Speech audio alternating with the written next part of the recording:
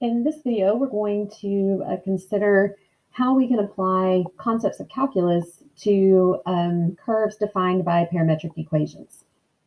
We're going to start with a fairly simple set of parametric equations. X of t is equal to 2t, y of t equals t squared. And I'm just going to sketch a quick graph of these parametric equations for t between -1 and 2. So if I plug in -1 to both of these equations, I get -2, 1, this point right here. If I plug in +1, I get 2, 1 here. If I plug in +2, I get 4, 4. And they're going to connect like this. Because the t squared is here, I kind of skipped over 0, 0, didn't I? If t is 0 and I plug 0 into both, I get 0, 0, that point right there. And so hopefully the shape of this graph is not surprising. We've got a parabola here because our t is squared there on the y. And what I want to do here is find the slope of the line tangent to the curve when x is equal to 1. And so when x is equal to 1, that's this point right here. And so my tangent line would look something like this. So I want the slope of that line. Now slope is still dy dx, delta y over delta x, for algebraic scenarios. But for us in calculus, slope is still dy over dx. However, if I look at my y equation here, notice it is in terms of t. And so I cannot take the derivative of y with respect to x. I can only take the derivative of y with respect to t. I also have an equation for x, which is in terms of t. And so I could take the derivative of x with respect to t as well. And so that's what we're going to do. Derivative of y with respect to time. And I'm going to divide that by the derivative of x with respect to time. Now what I can do here, I'm dividing fractions. And so I'm going to rewrite this as dy dt multiplied by the reciprocal times dt over dx. And if you notice here, the dt's will divide out and become 1, which will leave me with dy dx. Thank you, Leibniz notation. So finding a derivative for parametric equations really is just as simple as taking the derivative of y with respect to time, dividing it by the derivative of x with respect to time. So for our example, the derivative of y with respect to time would be 2t, and the derivative of x with respect to time would simply be 2. And the 2's would divide out and become 1, and I get t.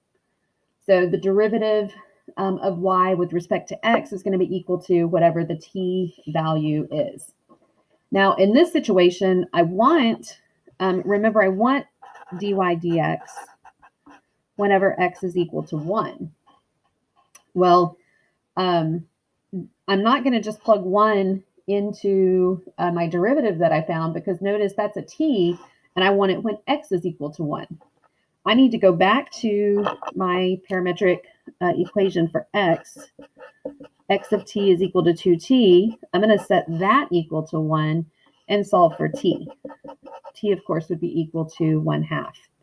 And so that means that my derivative when x is equal to 1 is equal to t, which is 1/2.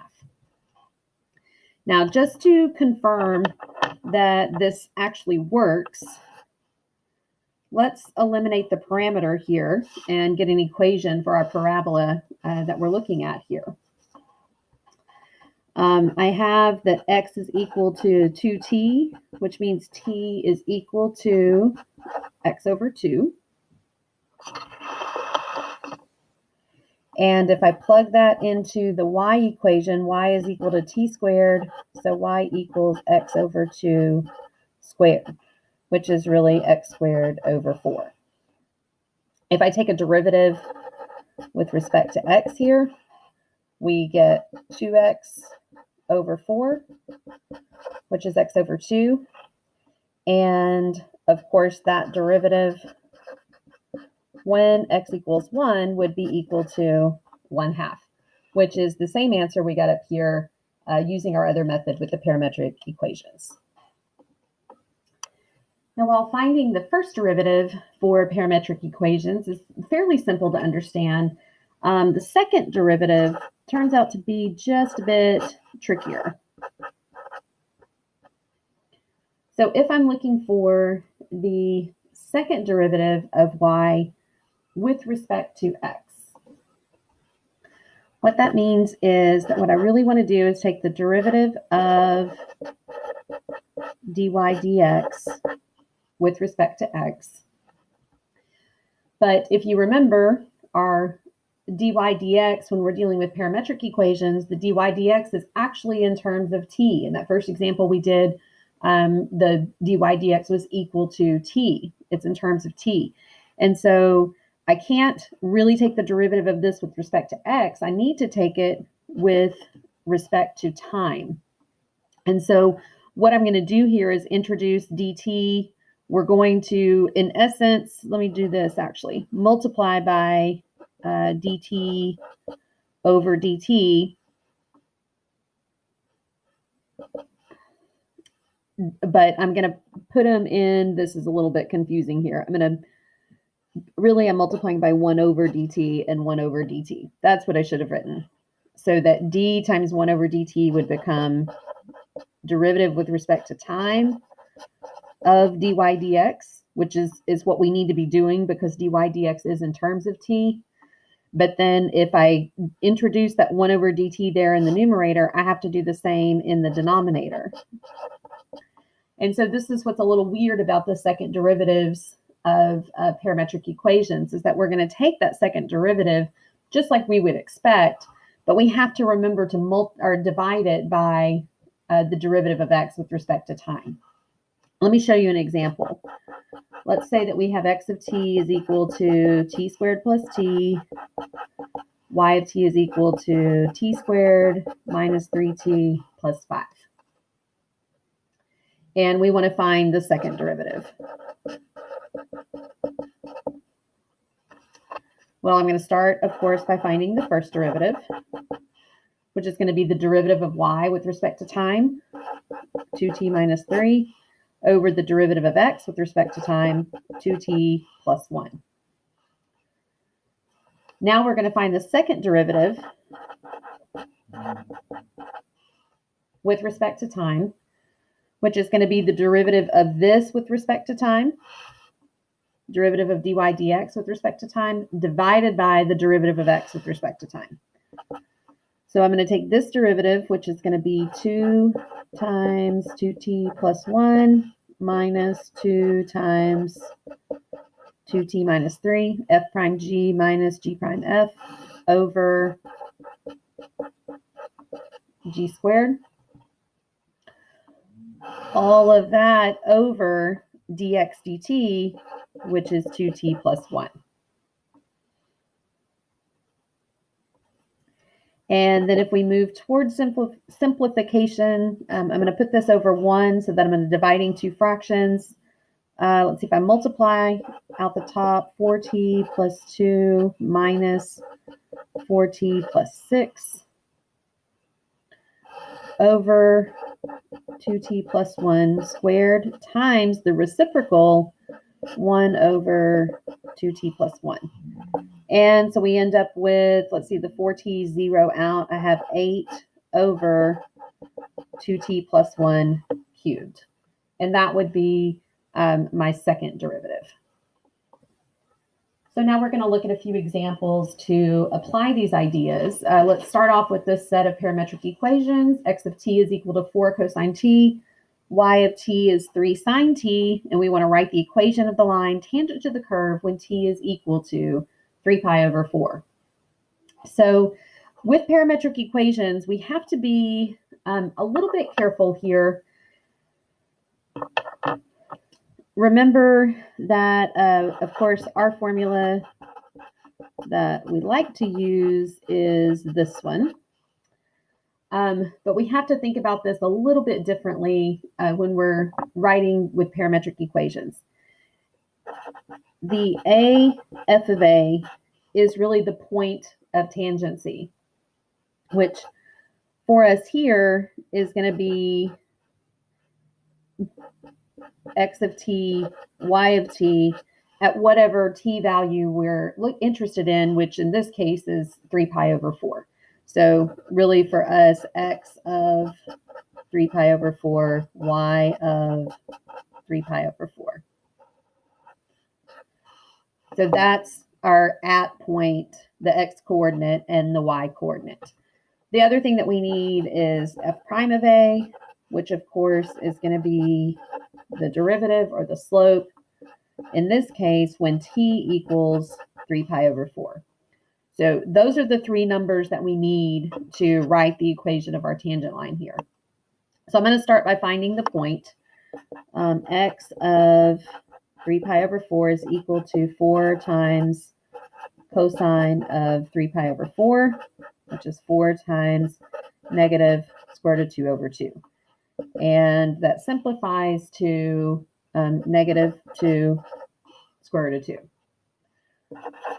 I'm also going to plug 3 pi over 4 into my equation for y.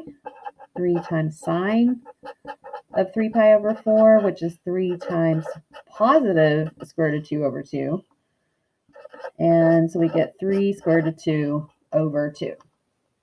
All right, so there's my my point of tangency, the x coordinate and the y coordinate. Remember, this is like our a, and this is like our f of a. So now we need the derivative. dy, oh, not dy dt. I was already thinking ahead. I want dy dx. We're going to start by finding dy dt, the derivative of the y equation. And the derivative of sine is cosine. So that's going to be 3 cosine t. And then we're going to divide by the derivative of x with respect to time. The derivative of cosine is negative sine. So that's going to be negative 4 sine t.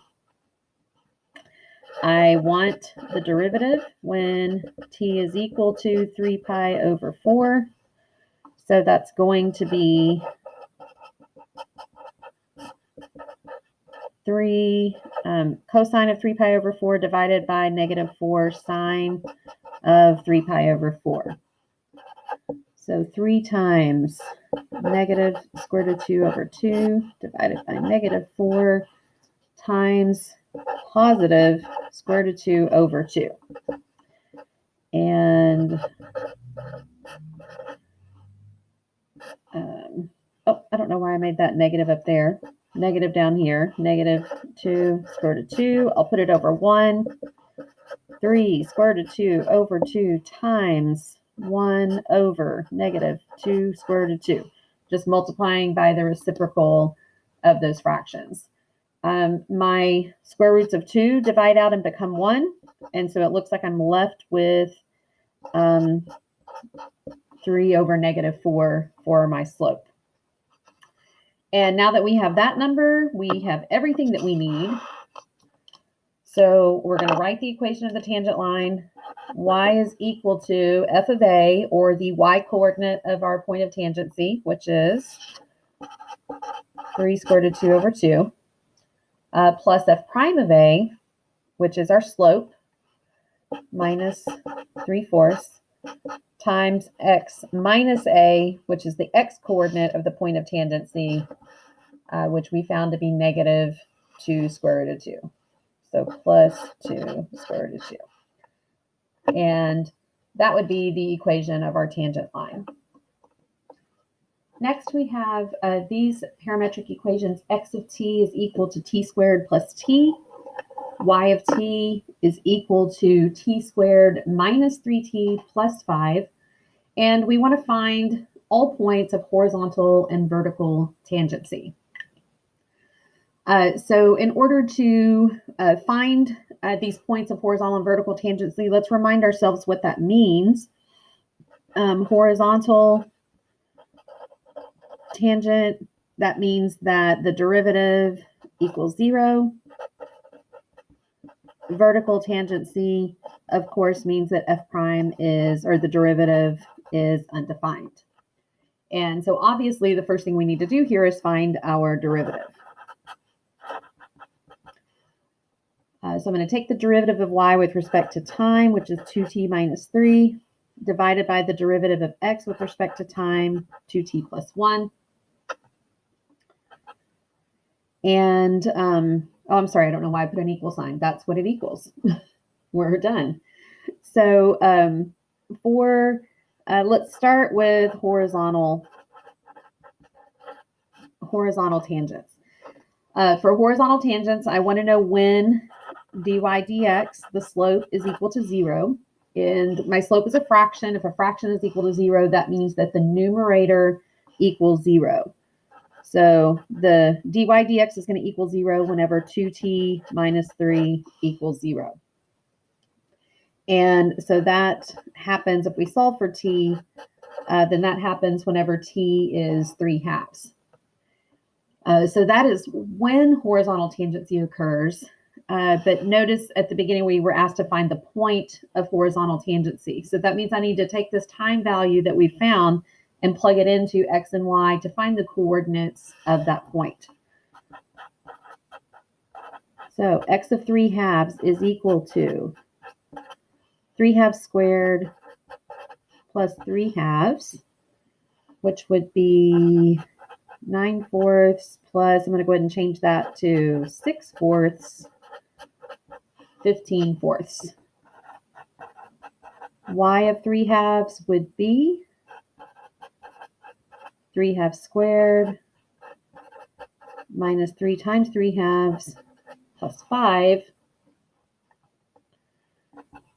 Again, 9/4 minus, let's see, that's 9/2. I'm going to change that to 18/4. And then 5, I'll change to 20/4. And let's see, 9 minus 18, negative number, be 11/4. And so the point of horizontal tangency has the coordinates 15/4, 11/4. Now, finding the points of vertical tangency, the process is similar, except that dy dx is undefined when the denominator is equal to 0, when 2t plus 1 equals 0. So that happens when t is negative 1/2. And so now I'm going to take that time value and plug it back into x and y. And if I plug negative 1/2 into each of those equations and do all the fraction work and simplification, I end up with the point negative 1/4, 27/4. Final concept that we want to look at here in this video is the idea of arc length for parametric functions, parametric equations. So I've just got a generic set of parametric equations here. X of t is some function f of t, y of t is some function g of t. And I've got this curve here, and we want the length of the curve between a and b. Now, if you remember when we did this previously, we talked about that we could find the length of the curve by dividing it up into little segments. We could find the length of each of those segments, add them together, and get an approximation of the arc length. And then, of course, the smaller the segments get, the better the approximation. And if we could do infinitely many segments, then we would get an exact value of the length of the curve. So I'm going to take this segment here in the middle just because it has the best slope for drawing in this little triangle. So if I want the length of that segment, I'm going to call this side of the triangle delta x, and I'm going to call this side of the triangle delta y. If I use the Pythagorean theorem, delta x squared plus delta y squared would equal d squared. And so d is the square root of delta x squared plus delta y squared. And this is exactly how I introduced arc length before when we were doing it with equations that are simply in terms of x and y. If I take infinitely many of these segments, the delta x, of course, becomes dx, and the delta y becomes a dy. So I want to sum up infinitely many of these little segments, starting at A and stopping at B. And we have the square root of dx squared plus dy squared. However, just like last time we did arc length, if you notice, we have nothing over here to close out the integral. And we need something over here to close it out. A d before, when we did this, it was a dx. But the choice we're going to make this time is what I really need is a dt. Because if I find dx and I find dy, both of those things, both of those expressions are going to be in terms of time. And so I really need my variable of integration out here to be t. So what I'm going to do is multiply by dt over dt, kind of like we did previously in the when I did the second derivative, bringing in that time variable that we need.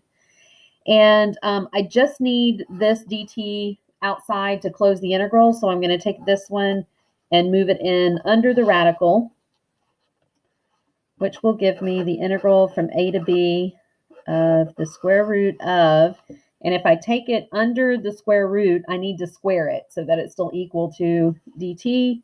And I'm going to put it under both terms, dx dt squared plus dy dt squared, and then I still have this dt on the outside.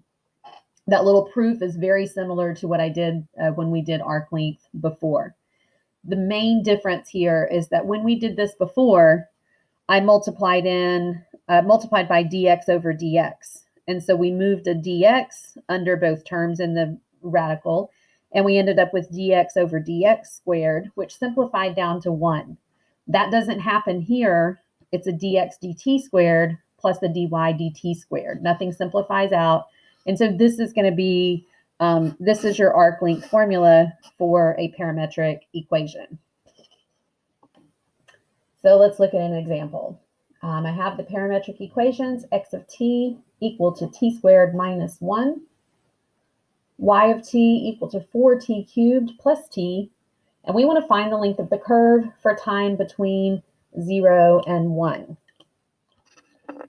So we are going to plug these things into our arc length formula, which is the integral from a to b.